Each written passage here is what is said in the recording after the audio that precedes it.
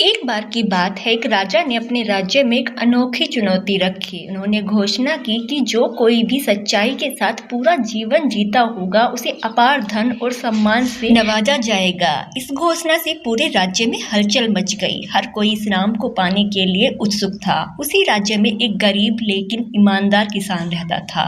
उसने अपने जीवन के हर कदम पर सच्चाई को अपनाया था, चाहे वह उसके खेती का काम हो या उसके पड़ोसियों के साथ उसका व्यवहार या अपने परिवार में। एक दिन किसान ने सोचा कि वह भी राजा की चुनौती का हिस्सा बनेगा। वह राजा के दरबार में गया। उसने अपनी सादगी और ईमानदारी की कहानियां सुनाई। उसने बताया कैसे उसने अपने खेत में सोने की मुद्राएं पाई थी, लेकिन उसने उन्हें उसके असली मालिक को लौटा दिया। कैसे उसने अपने पड़ोसी की भूलवश भेजी गई अनाज की बोरी उसे वापस कर दी थी।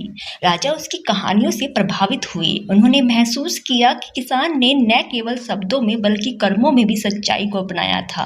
राजा ने उसे इनाम के रुपए, सोने के सिक्के, नई भूमि, राज्य में सम्मानित स्थान दिया और आभूषण दिया और उसे आश्वासन दिया कि उसकी सच्चाई और ईमानदारी का राज्य भर में गुणगान किया जाएगा। इस घटना से प्रेरित होकर अन्य लोगों ने भी सच्चाई के मार्ग को अपनाने का संकल्प किया। यह घटना पूरे राज्य में सच्चाई और ईमानदारी के महत्व को उजागर करने वाली बन गई। लोगों ने समझा कि भले ही सच्चाई का मार्ग कठिन हो, लेकिन उसके परिणाम हमेशा शुभ और संतोषजनक होते हैं। तो दोस्तों, इन चंद लाइनों से हमें बहुत बड़ी शिक्षा मिलती है कि सच्चाई हमेशा जीतती है। यह कहानी हमें यह सिखाती है कि सच्चाई का मार्ग चुनना हमेशा फलदायी होता है और अंत में यही जीत की कुंजी भी होती है।